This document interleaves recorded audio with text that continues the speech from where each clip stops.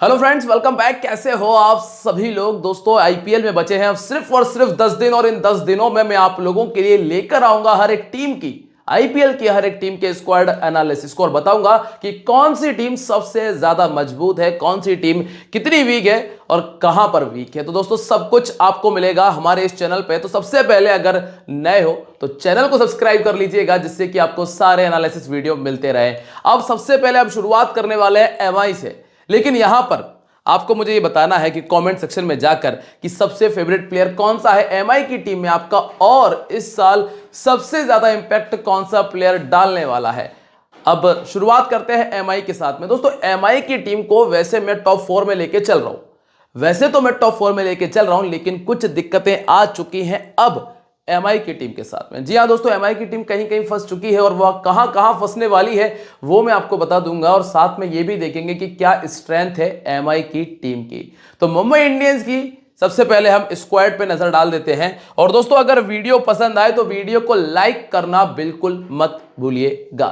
तो सबसे पहले अगर यहां पर देखा जाए, ये जो स्क्वाड है एमआई की टीम का, जिसमें बैटिंग में आपको मिलते हैं सूर्य कुमार यादव, रोहित शर्मा और बेवॉन जैकब्स। इसके बाद अगर आप आओगे ऑलराउंडर सेक्शन में, तो जो कि सबसे बड़ा है इनके पास में, जहां पे हार्दिक पांड्या, तिलक वर्मा, नमन धीर, विल जैक्स, मिच सेंटनर और इसके बाद विघ्नेश और राज बावा शामिल हैं। और यहां पे आपको मिलते हैं विकेट कीपिंग सेक्शन में, जिसमें रॉबिन मिंज, रियान रिकल्टन और कृष्णा है। और इसके अलावा गेंदबाजी सेक्शन, जो कि इनकी इस साल की सबसे बड़ी वीकनेस होने वाली है, वहां पर आपको मिलते हैं एक जसप्रीत बुमराह, ट्रेंट बोल्ट, इसके बाद दीपक चहर, कर्ण शर्मा, मुजीब उर रहमान, अल्लाह गजनाफर का रिप्लेसमेंट आया था, और इसके बाद Corbin Bosch, Reece Topley, Satyanarayana Raju और इसके अलावा अश्वनी और अर्जुन तेंदुलकर।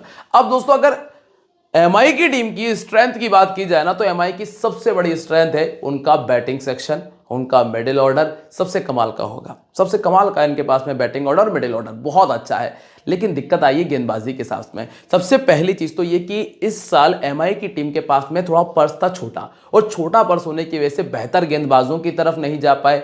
अब चूंकि इनके पास में जो पहले से गेंदबाज थे, जिसमें एक नाम था बड़ा, वो था जसप्रीत बुमराह का, उनकी एक बड़ी अपडेट निकल कर आई है कि स्टार्टिंग के 2 हफ्ते तक नहीं खेल पाएंगे। और इन स्टार्टिंग के 2 हफ्ते में 5 मैचेस आ रहे हैं एमआई के, और अगर मान लीजिए कि 5 मैचेस में सिर्फ और सिर्फ बुमराह के ना होने की वजह से बड़ा नुकसान हो गया ना, तो दिक्कतें आ जाएंगी। अगर 3 मैच भी निकल गए हाथ से, तो वहां फंस जाएगी एमआई की टीम स्टार्टिंग के 5 मैचेस में जाकर।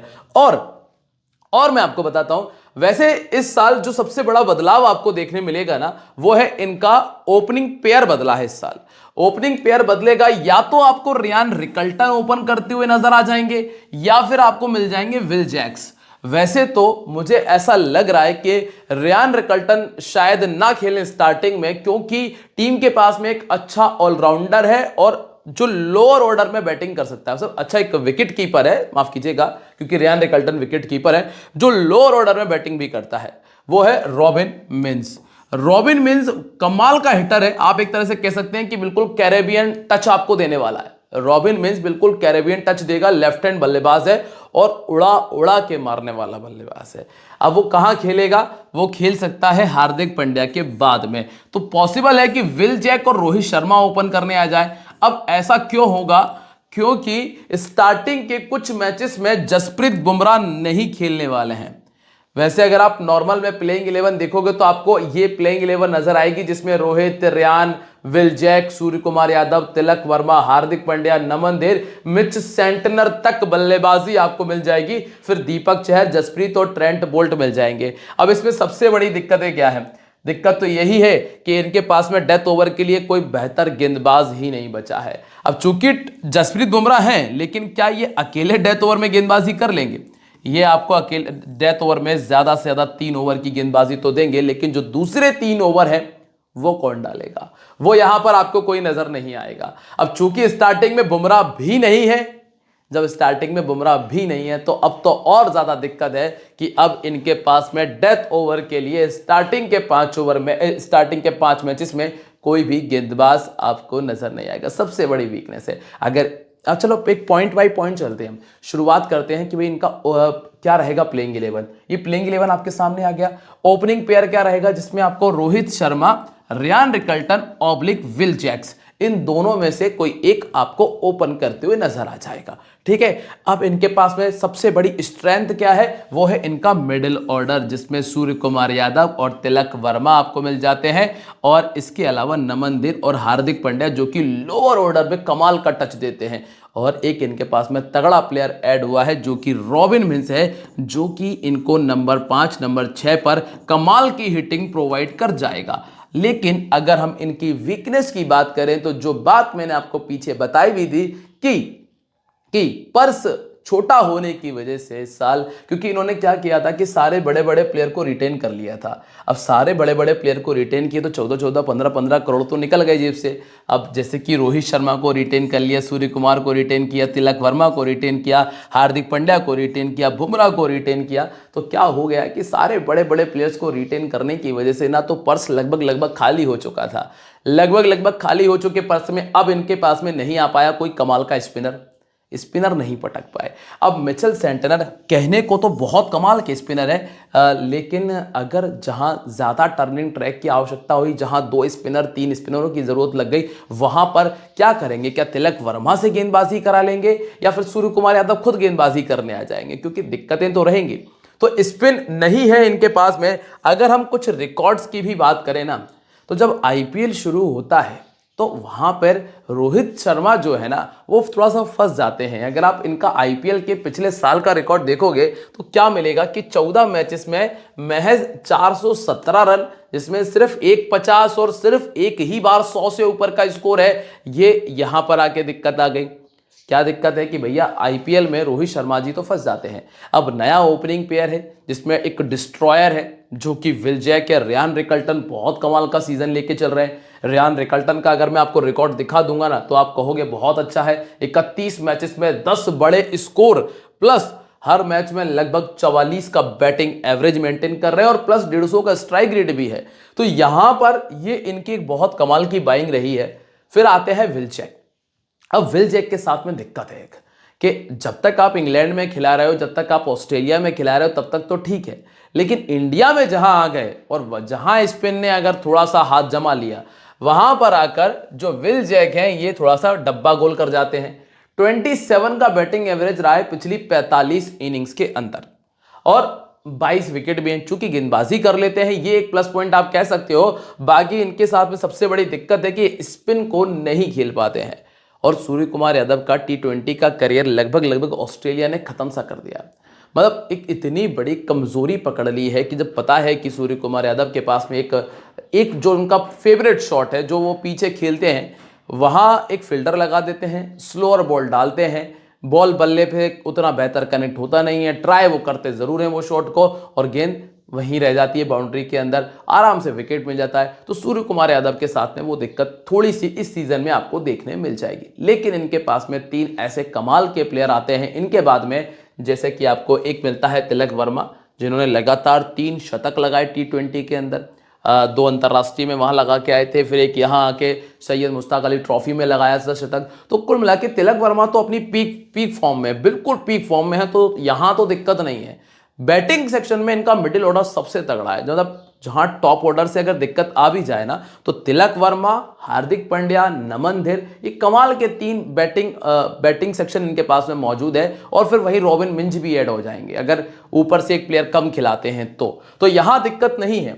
इनके साथ में जो समस्या है ना, जैसे कि हार्दिक पांड्या है, हार्दिक पांड्या अब इनको पावर प्ले में किया जाए, इनको डेथ ओवर में इस्तेमाल किया जाएगा। चूंकि हार्दिक पांड्या डेथ ओवर के स्पेशलिस्ट नहीं है, हार्दिक पांड्या से अगर गेंदबाजी कराई जाए तो वो स्टार्टिंग में करा लो तो ठीक है, क्योंकि अब इनके पास में पावर प्ले के 4 गेंदबाज हो गए, हार्दिक पांड्या, ट्रेंट बोल्ट, जसप्रीत बुमराह और दीपक चहर। अब पावर प्ले में डाल तो दोस्तों एक ओवर डाल लो तो डाल लो, नहीं ठीक है। अब होगा ये कि बोल्ट तो वैसे भी पावर प्ले के कमाल के गेंदबाज हैं, वो तो पावर प्ले में ही गेंदबाजी करने आएंगे। दीपक चहर पावर प्ले में जितना इस्तेमाल कर लिया, डेथ ओवर के लायक वो है भी नहीं।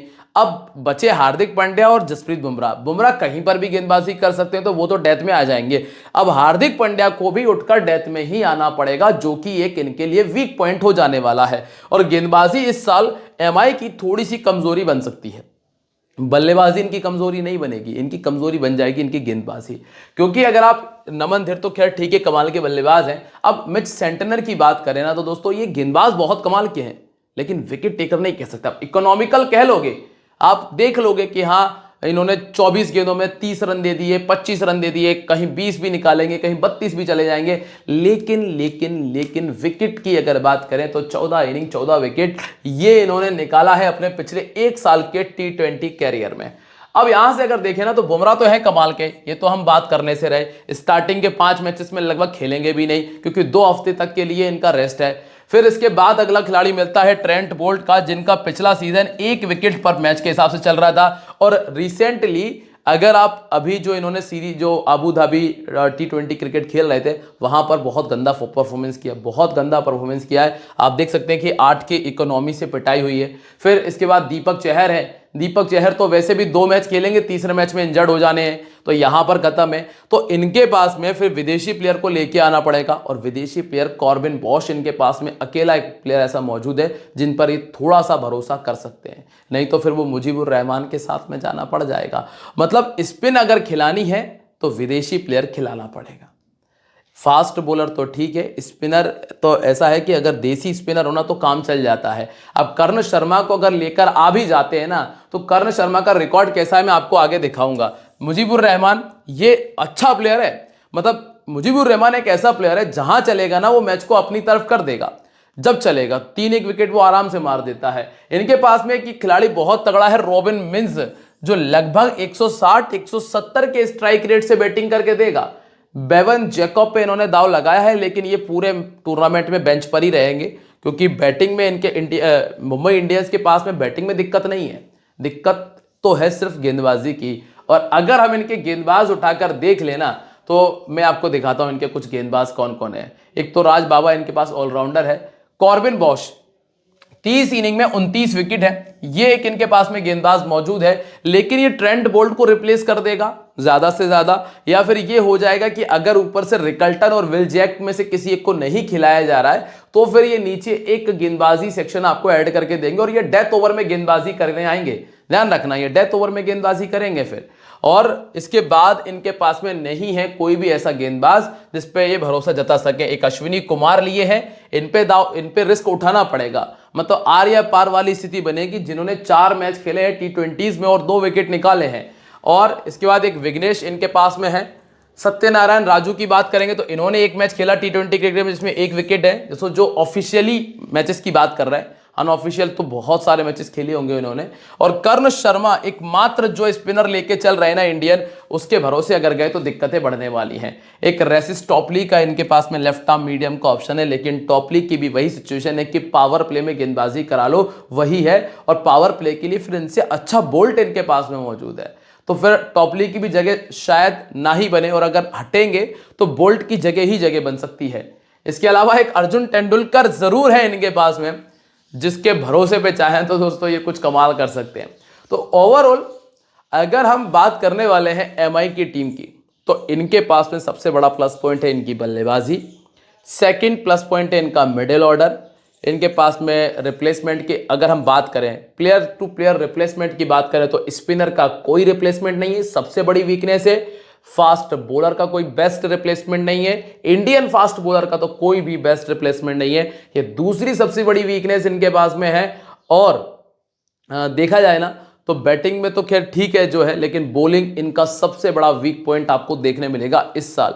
डेथ ओवर की गेंदबाजी के लिए कोई गेंदबाज नहीं है, अच्छा स्पिनर नहीं है इस साल एमआई की टीम में। तो वैसे तो एमआई टॉप 4 में पहुंच जाएगी, लेकिन अगर आप कहें कि इस साल एमआई की टीम फाइनल उठा ले तो दोस्तों इसके लिए बहुत ज़्यादा मेहनत बल्लेबाजों को करना पड़ेगी, और जो गेंदबाज इनके पास में मौजूद है उनका पीक पॉइंट चाहिए होगा, तब कहीं जाकर एमआई इस साल आपको फाइनल खेलते हुए नजर आएगी। तो ओवरऑल देखा जाए तो एमआई की टीम बाकी पिछले कई सालों के मुकाबले इस साल आपको कमज़ोर नज़र आने वाली है। आप लोगों का क्या पॉइंट ऑफ व्यू है वो मुझे आप कमेंट में ज़रूर बता दीजिएगा। वैसे मेरे नज़रिए में एमआई को थोड़ा से काम की ज़रूरत लगने वाली है। तो चलिए दोस्तों मिलेंगे अगली टीम के साथ में अगली वीडियो के अंदर, तब तक के लिए बाय, जय हिंद, जय महाकाल।